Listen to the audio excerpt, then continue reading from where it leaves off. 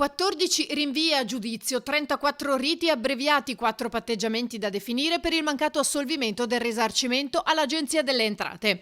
Si è chiusa così nell'aula bunker di Mestre l'udienza preliminare del processo su infiltrazioni dell''ndrangheta in Veneto che vedeva 54 imputati. Infiltrazioni della cosca Grande Aracri nel tessuto imprenditoriale veneto dal 2013 al 2017. Altre 2 posizioni sono da definire perché un imputato è latitante. Minacce, estorsioni, violenza aggravate dal metodo mafioso, false fatture e ricettazioni con favoreggiamento all''ndrangheta sono le accuse principali.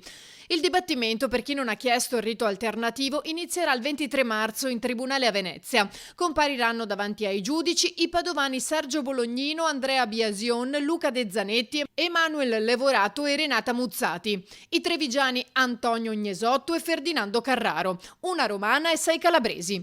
Gli impresari veneziani Eros Carraro e Massimo Nalesso, il padovano Roberto Rizzo, le cui posizioni sono minori rispetto al corpo di indagine, hanno chiesto invece di patteggiare rispettivamente 1 anno e mezzo, 1 anno e 7 mesi e 1 anno e 9 mesi con pena sospesa.